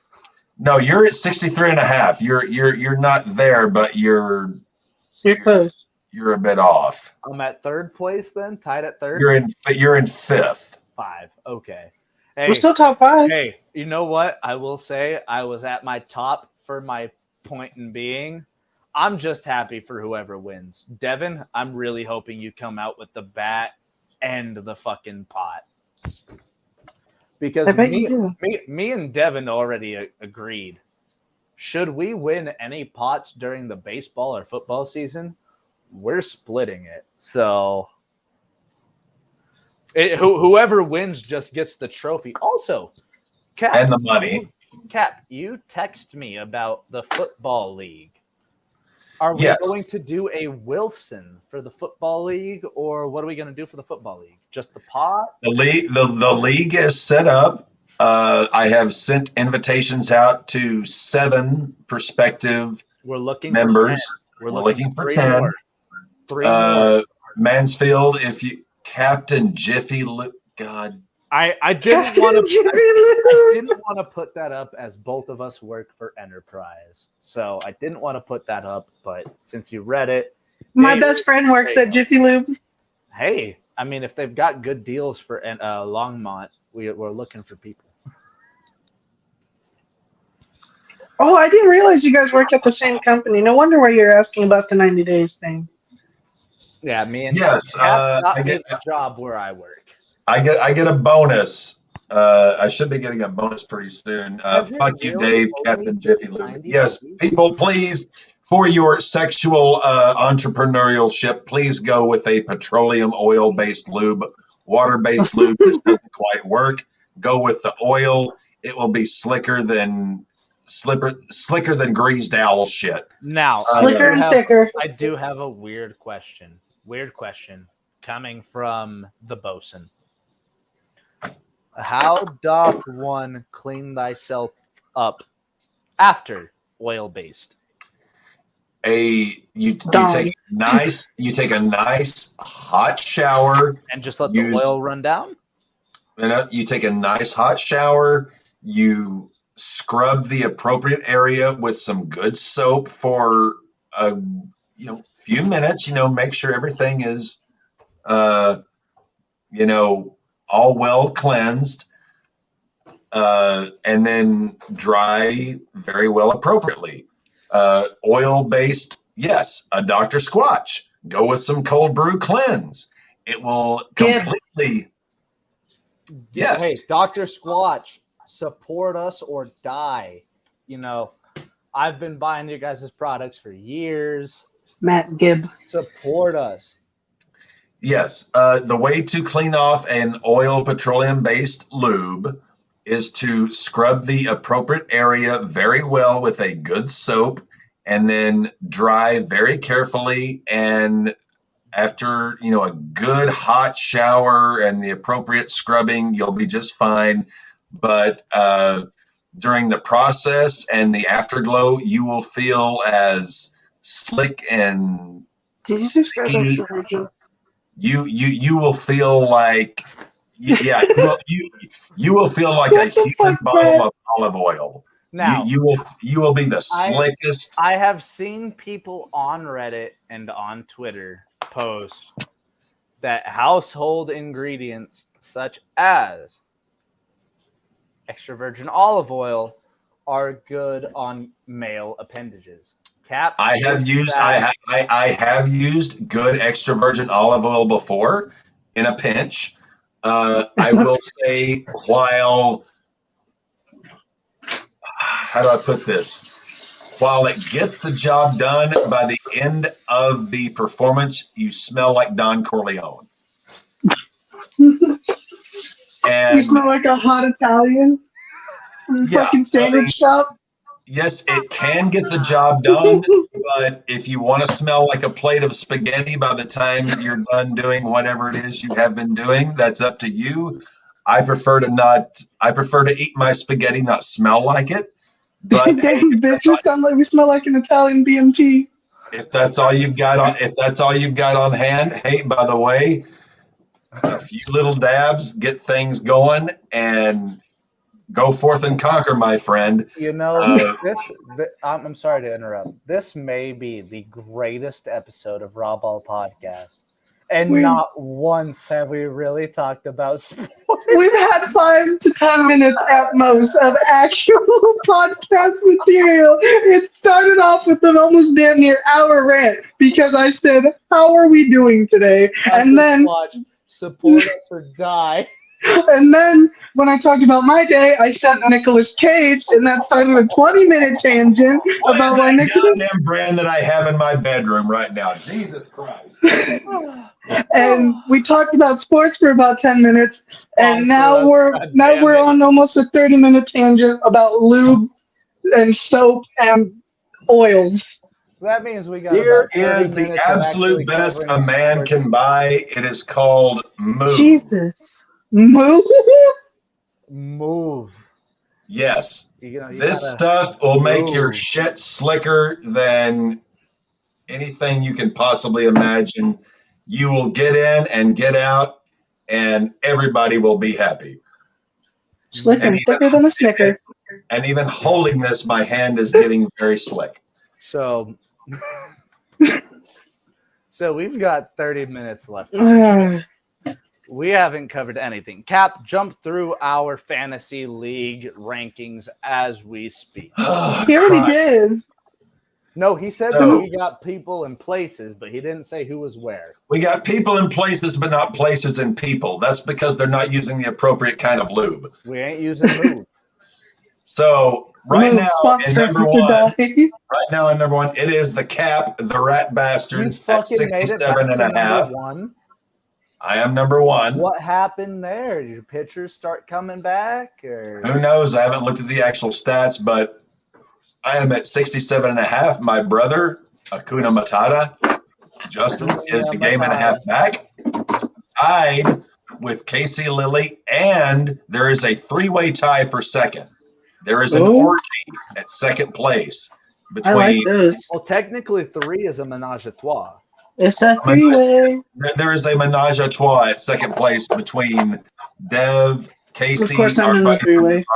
Our buddy from San Antonio, and my brother. So there's a 3-way menage a trois for second. Maddie is down in fifth at 63.5. The Fottville Farm Leaguers, 58. I didn't plan on winning this belt. I just plan on fucking paying money to whoever wins. We got the Ben I'm and Joe waiting on the fun. at 8. And Dave, our cleanup hitter, is bare ass bottom 9th. But he's waiting on the football. I sent the invite. football invite to you, Dave. I sent it to you. All I got it. I just have to remember my password. Speaking of, I've got at least 2 coworkers who said they'd be interested, so I'm going to ask them this week. Get me the emails. I will send them the invites. So We could always ask Caesar. Hey, is he willing to pay $20?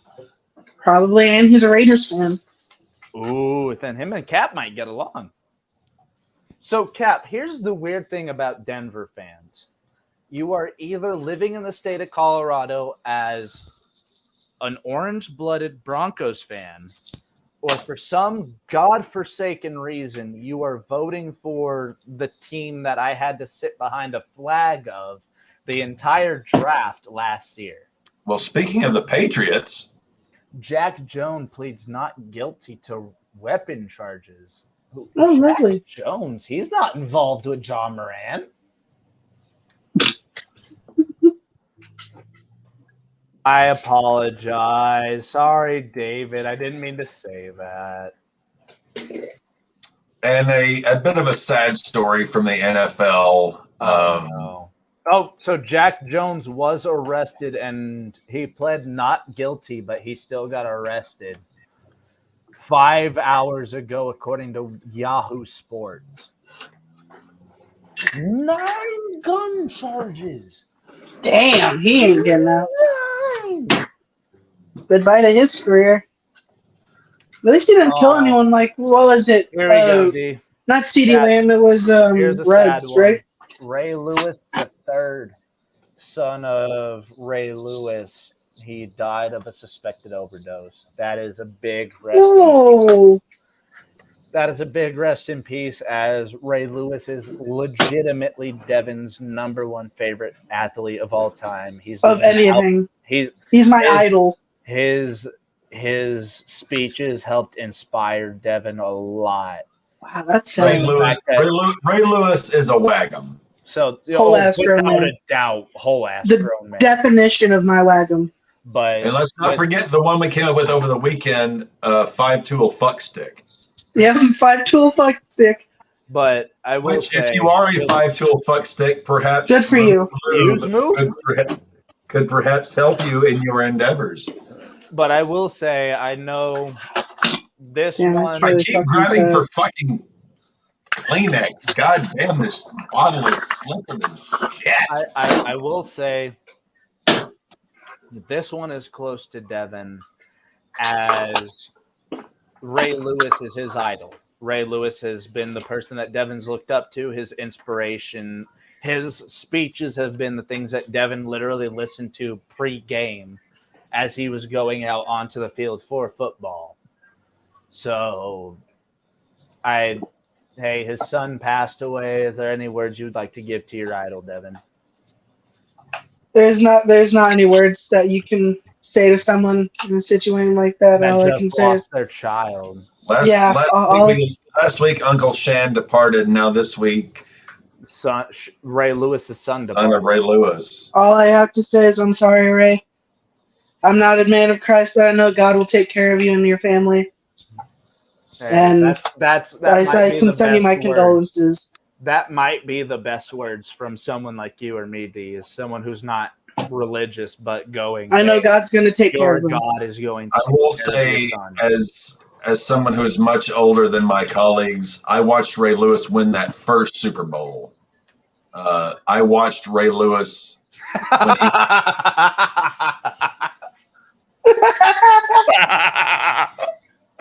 Cap, is there anybody you're in conversations with about making the captain's lube? You should. Not at present, though I am attempting to book plane flight to Nova Scotia to deal with a certain Canadian gentleman who is besmirching my name. Dave? Oh, that's amazing. We'll bring it back up one more time. That's great. We got 20 minutes left. Is there any other news that we need to pass by? Cap, Yes, there is. What are the current MLB I was going to, say to Ray Lewis, obviously, Ray, thank you for everything that you gave me as a football fan, as a young child. And bless your son in his afterlife. We're so sorry to hear the horrible news. Although there is a particular story that has been going around today that if the Kansas City Chiefs get their act together, I was about to say, is it the Zion Williamson, Mariah Mills situation? No. We don't really talk basketball too much, but that it is the potential that should the Kansas City Chiefs get their house in order, this could possibly be happening to one Matthew Laws this fall. Oh dear God. Oh, lovely. Can we not? I know Buffalo fucked up their chances at getting DeAndre Hopkins. Imagine the Kansas City Chiefs with Dalvin Cook and DeAndre Hopkins. Both going to Kansas City because they want to play together. They want to play for a winner. And we'll be honest, Kansas City has had a bunch of speedy guys the last couple of years. Yeah. They haven't necessarily had a solid number one running back. Agreed. If they were to get that with Dalvin Cook and then get DeAndre Hopkins on I'd be fucking you in the ass. Yeah, no, Cap, you're in the same division, motherfucker. You have to see them twice a year too. We have no shot. We both have to see them. Between the three people on this podcast, we have to see the Chiefs 5 times a year. Yes. I don't want it. I don't want it. I want Mahomes to McMahon level tear his quad during He's well done steak with ketchup, fuck him. I cannot think of a single thing that would be worse to happen to Patrick Mahomes than for him to tear his ACL this season. All good things come to those who wait. We've been waiting for years, Cap. When did Mahomes get drafted? 2016. 16? We are at a point where both the Raiders and the Broncos fans have been dealing with something since Peyton Manning that they haven't been able to fucking absolutely. Can you imagine if the Kansas City Chiefs secured Dalvin Cook and DeAndre Hopkins for Patty Mahomes? That'd be good. They're running it back. They're running another Super Bowl. We're going to be sitting in Orlando, Florida, in a hotel room the Sunday after the Rumble, watching the Chiefs beat the dog shit out of the Bengals. Yep.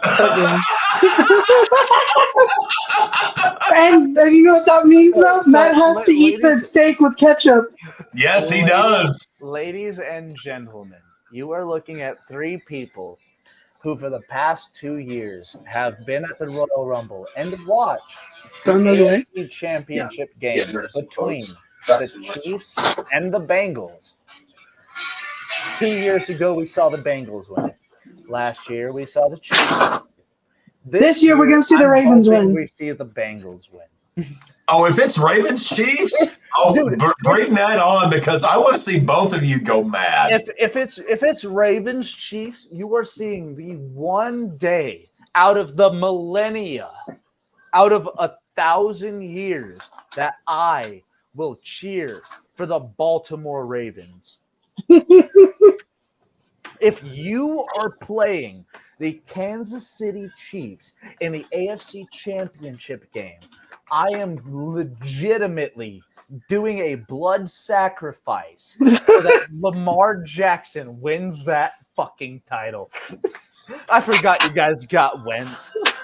I forgot you guys got Carson Wentz after getting Jimmy G. There are many other things I would rather have. One would be a red hot poker straight up my rectum. But I mean, if you ask Terry really nicely, I think he might oblige.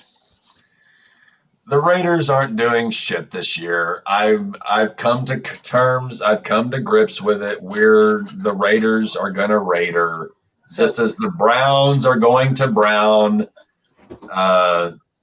At this point, all I have to look forward to is the AFC title game the day after the Rumble, when we're all hanging out together, and I get to see possibly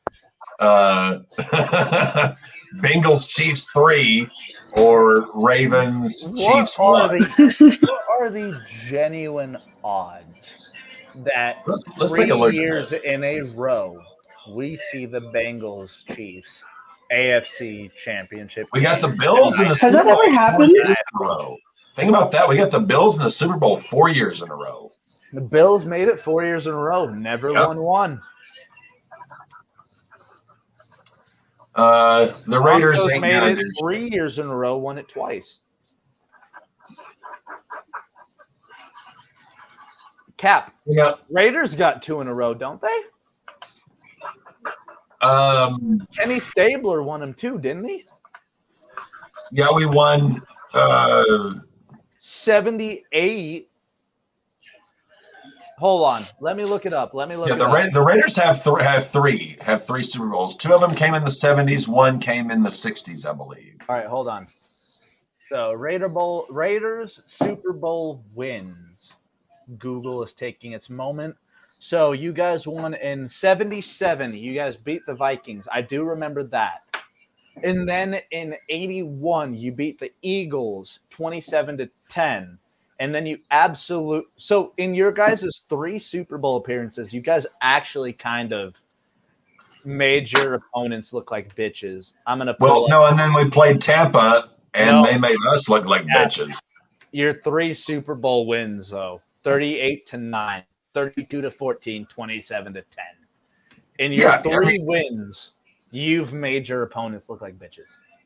Wow, they even changed their name on Google to the Commanders. In our 4th appearance, we got made bitches.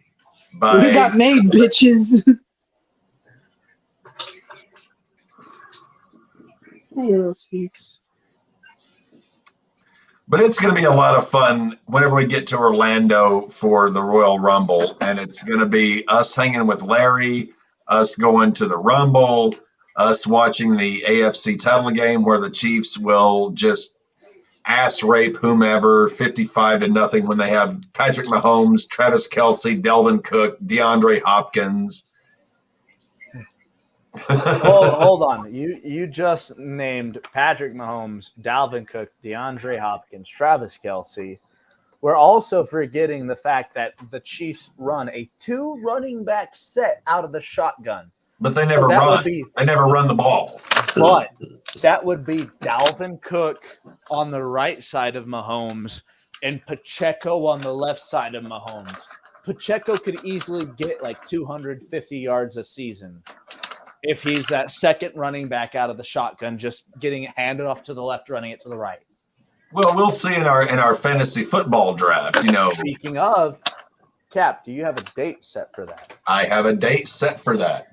It is Saturday, September 2nd, which is the final Saturday before the NFL season starts. So it's the final Saturday of the preseason. Yes. Okay. Well, there's only 3 weeks. Cap, I'm going to need you to tell me that one more time because I'm going to put it in our banner. Saturday, September 2nd, RAWBall podcast fantasy football draft. All right. Set. Then you're coming over for that one, right, Matt?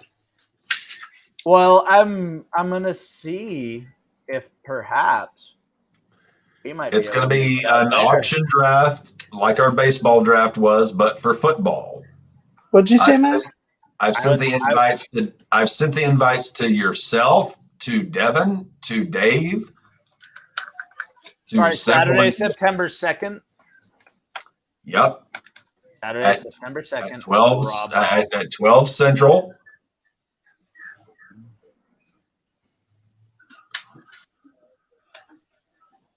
Right, we are looking for participants. It's going to be a $20 buy-in, just a fun, just raw ball fantasy football league. I hollered at Dev. I hollered at Micah, and he hasn't responded to me yet. Fair.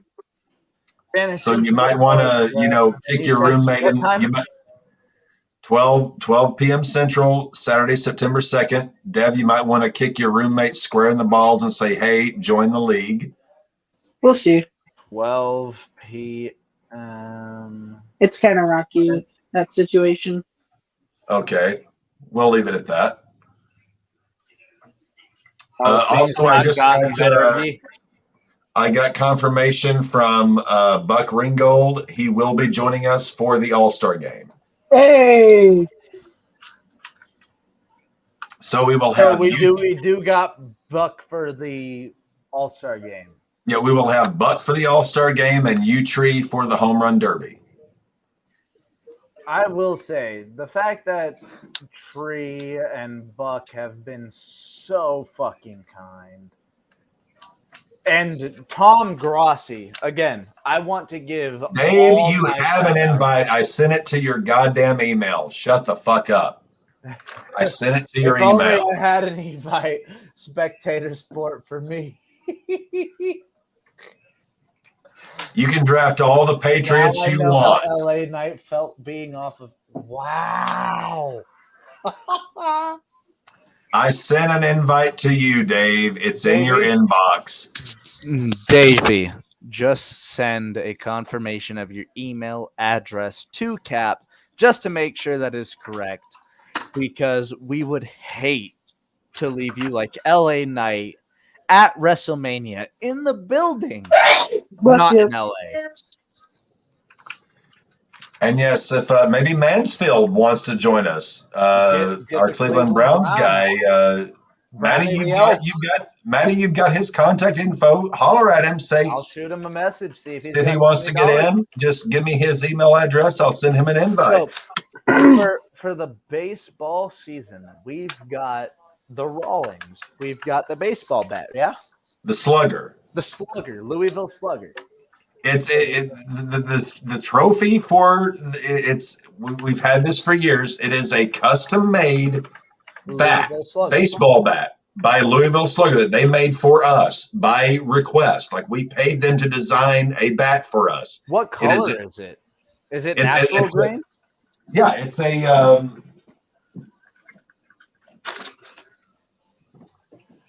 He's got a replica to this. But on here, it has the Red Stitch rotisserie logo. It is encased in a mahogany wood and glass case, locked, and it goes to the winner every single year, along with the prize money. And here you go. Here, Cap, just send the email to the Twitter message machine. So okay. Shoot Davey a Twitter of the email. So the baseball prize is a custom-made Louisville Slugger from Louisville Slugger with the league's info. It is in a mahogany and glass case, and it goes to the winner every single year. It is locked. If you take it, you have it for a year, and it is also your obligation to keep it safe. And to break the bat, Devin, I'm looking at you as you've had the beginner's luck. If you win, I'm not pulling that bitch out. Care of it. No, I'm not pulling that bitch out. No, Devin, if you win the bat, I want us to go out for batting practice for it. And it is your obligation, should you lose the bat the next year, to pay the shipping to get it to the new winner.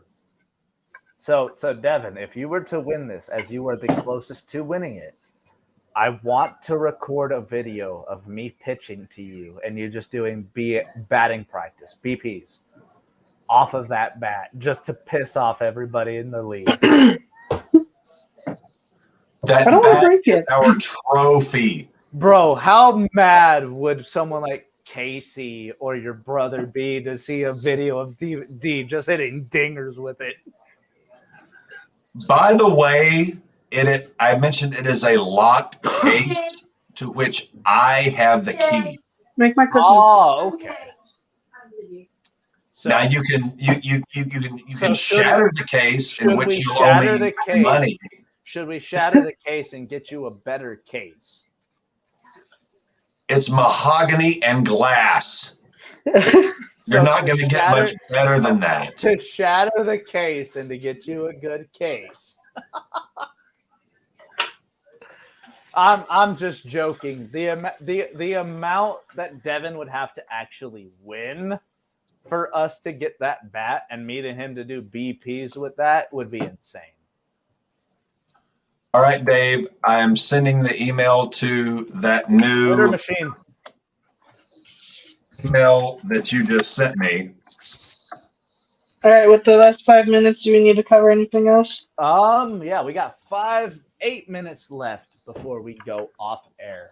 So, Cap, anything you want to plug? Anything you want to say? Well, I just heard back from Tree. He said he will be talking to the gentleman whom we discussed about the thing. Maybe 5? Who knows? He said he will talk to him tonight about it. And Tree never lets me down. Maybe we get Tree and Ringgold plus 5 points. Who knows? But you weren't saying the name. I didn't say the name. We're just getting potentially 5 more. Yes, Dave, I sent the invite to your new email. Make sure you sign up. It's in the inbox for both of you boys. Find out if Shug wants to join. Get us some Shug, some sugar. Squatch, fucking sponsor us. I've been buying your guys' shit for the last 2 years. And I highly endorse. Hey, Maddie, don't forget Shug. Let's see if Shug wants to play. I will shoot Shug a message. I don't know how he is on the football year, but I will shoot him a message for sure. Shoot Shug a message. Let's get the raw. We have the RAWBall Fantasy Baseball League. Let's get the RAWBall Football League going. We're looking for 3 more. If Cap can bring one, if I can bring one, if D can bring one. I'll probably be able to get Caesar. We've got 2 signed up. We need 8 more. Oh, so we need 2 more. No, we need 10. We've got 2 signed up. Myself and my friend Landon Height, who is the head pharmacist at Washington Regional Hospital here in Fayetteville. He is a big football fan. A good friend of mine since 6th grade. He is in.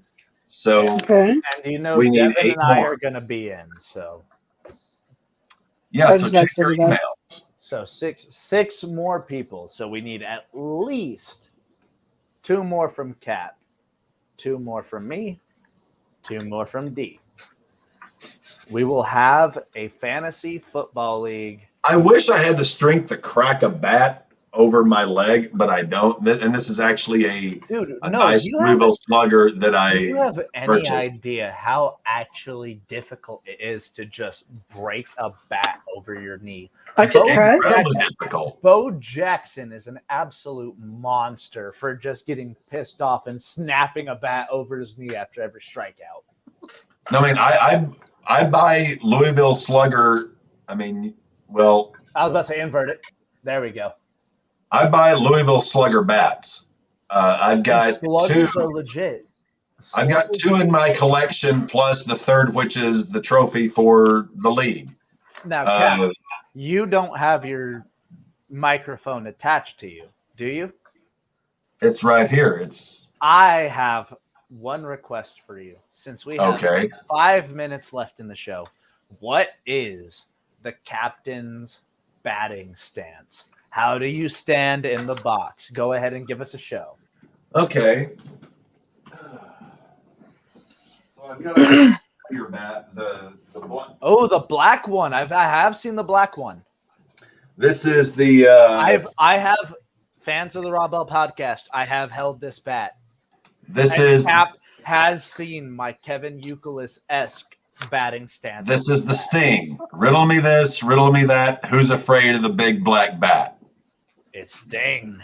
Now I'm a left-hander. Oh, you're a lefty? I never knew this with a batting stance. So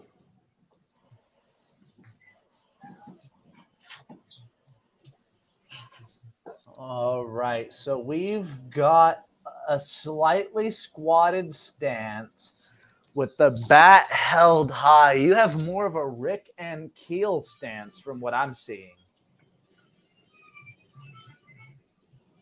that's my batting stance. That looks more of a Rick and Keel batting stance from the early Cardinals, from the early 2000s Cardinals.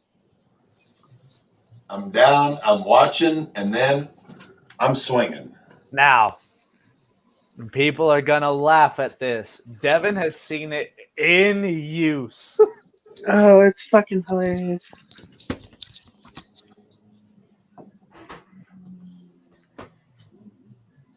Use a rolling pin if you have one.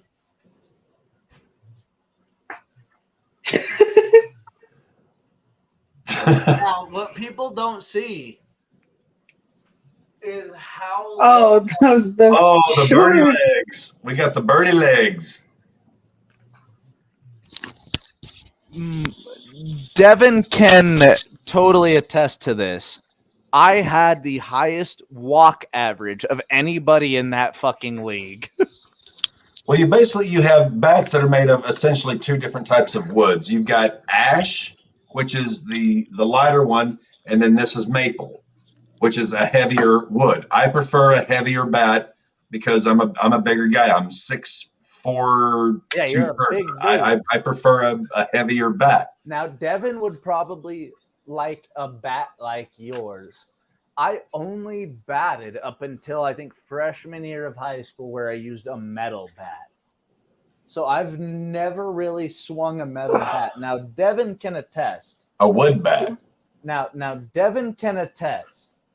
How many times did you see me swing a bat while I was playing baseball, Devin? Too many, because every time you swung, you didn't hit, and you're the master of the bunt, and you always was got the walked. master of the bunt, and I always got walked. I maybe swung once per AB, and I would get walked. I was the one that hit dingers. Devin can attest. I had like an 80% on base average. Oh, I couldn't hit for shit, but I was good at reading pitches, and I was good at getting walked. Dude, I am 5'8". Cap, you have seen both me and Devin. We stand about the same height.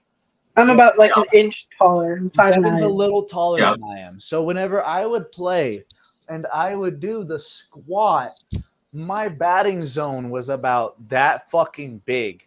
So I would get walked about 85% of the time. Play, you got to play to your strengths, and I wasn't a good hitter, so I had to try and get on base anyhow I could. I would lead into pitches to get hit. I would try and get walked. I could pitch. Devin knows not a good hitter. Pitch. Devin knows I could pitch. That was what, like, when I was growing up, I was pitching. Devin was the catcher. Like, this is, by the way, is that a 32 inch? A C271 hard maple Louisville Slugger.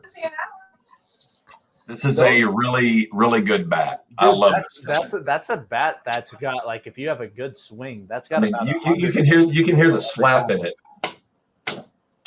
Yeah, every hit you get. That's a good bat. Got a good like 80 to 100 exit velo. But we are at that. No. What length bat? This is a. I think this is a 30. I think this is a 38 inch, but it's got the indention in it. So we are at that point in the show. We are already 2 minutes over what we wanted to. Cap, I'm going to give you the floor. Plug what you would like. Say what you would like. We're heading into Money in the Bank in 2 weeks. We've got Forbidden Door this weekend. RAWBall podcast, Money in the Bank. It is coming up. Join us. We are going to be covering everything from Money in the Bank, the All-Star Game, the Home Run Derby. We are getting in. We've even got Red Sox versus White Sox this weekend. Yes, we do. We got shit coming up. Are It we is going to be Sunday or Saturday of that week. what day is Money in the Bank? Saturday? Money in the Bank Money in the Bank will be the next weekend. So that weekend. Okay, so this weekend, yeah. So let me actually check ESPN, see if they picked up Sox for Sunday Night Baseball. Let me take a look here real quick. If they didn't get Sunday Night Baseball, I'm almost 100% certain that the boys can figure out where to find this game, and we can cover. Let me see here. Actually, no, it's a 1:00 game For Sunday. Yep. What about Saturday? That pay-per-view night. What's going on Saturday? Saturday, I believe, is Forbidden Door, but no. So Forbidden Door should be Sunday. So Saturday it is 3:00. Sox. What channel? Is it MSN or? No, it's not. It'll be MLB TV. Okay, so we should be able to cover that. Devin, yeah, and ESPN did not pick it up. ESPN did not pick it up for Which Saturday? Baseball. So we can either do I work this Saturday night. We can either do Saturday at 3:00 or Sunday at 1:00. Oh, so Devin does Saturday at 3. I work Saturday and Sunday. Okay, so it'll be me and Cap on Saturday at 3 to close. However, this Friday, 3 days time, our friend Tom Grossi is going to be out in the state of Colorado. Yes. I have already planned set up for you. calling in. So don't worry about it. Friday night, Maddie is going to be in Denver at Sports Authority Stadium with Tom Grossi for the charity for St. Jude's. So Friday night, I'm going to make the journey up to Denver, and I'm going to spend the day with Tom Grossi. That'll be fucking fun. You will be our reporter on the field. What does Pat McAfee call it? Boots on the ground? Yeah. Yep. What time are you doing that? So Grossi, I believe, will be landing in Denver around 10 a.m. Okay. I'm going to try to make it to Denver by noon. I'm going to shoot him a message on Twitter tonight and see where the the meetups and everything are going to be. Yeah. If at all possible, let's try and go live. I hope for nothing more than for Matty Laws of the RAWBall podcast to pop up on Tom Grossi's 30 for 30. Well, let's get if it can be done Saturday, let's get a live RAWBall feed in the event that you can get there and we can say hi to Grossi. Well, what Grossi says is every one of these events that he does, nobody leaves without at least a picture with him and the person. So right. if I can get Grossi to say a quick shout out to the RAWBall podcast, for which he helped raise a lot of money for suicide prevention. Tree raised a ridiculous amount of money for the 988. So he's already doing money for the St. Jude's Children's Hospital. Yep. I plan on donating any money that I possibly can to his cause, as he donated more than enough to 988. So yep. On behalf of the RAWBall podcast, I at least will be in Denver on Friday. Devin, I would love to bring you along if you got the day. I gotta look. I'm sorry, but I'll get pictures, and I will definitely try to get our shout out to the RAWBall podcast from Tom Grossi. But Devin, I will pass it on to you. Anything you got to plug? Anything you got to say? I'm sorry, Ray Lewis. That's about it. Yeah, I was about to say, losing your son in the way that Ray Lewis had is absolutely devastating. Yeah. Big. I hope, I genuinely hope Ray is able to get through this, because we've seen many a scenario before where someone loses a son and then they unfortunately lose themselves, for lack of a better phrase. And with I it being trust and I believe that Ray is strong enough up here and in here that won't be an issue, but I truly hope that Ray is able to survive this and come out on the other side. Yeah, I was about to say, for someone who already dealt with so much throughout their personal life, like Ray Lewis did with the apparent murder charges. I know Devin's very behind Ray Lewis on that. Actually, I just got a really good idea. Should I actually become the manager for the tag team of the Laws Brothers? This could be my prop. A black Louisville Slugger. The black bat. Black bat. That'd be dope.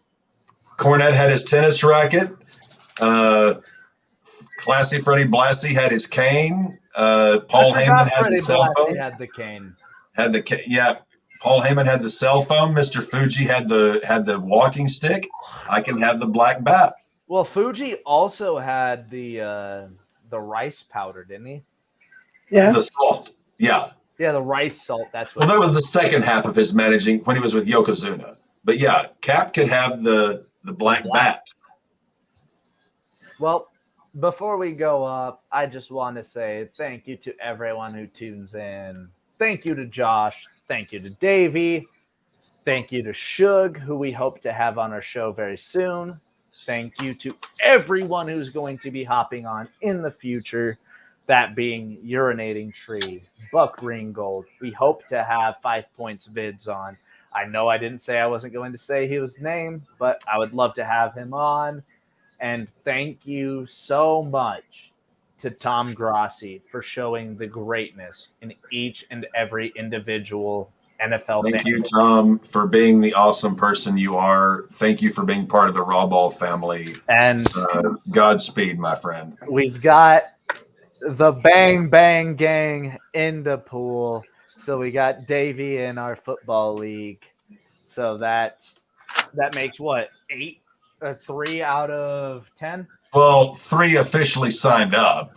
Well, all right. So me and Devin are signed up. So that's 5. Guaranteed. So that's 5 out of 10. We need 5 more people to join our football fantasy league. Josh Mansfield, anybody watching, and I will also send links to coworkers and friends. So with that, I would like to remind you all to stay safe, stay healthy, stay hydrated. This could be my new prop. I like this. Cap, it is over to you with the send-off. Ladies and gentlemen, stay happy, stay healthy, stay hydrated. Don't get arrested. Stay out of jail. Stay out of fraternity suits. Well, take care. Ball out with the RAWBall podcast.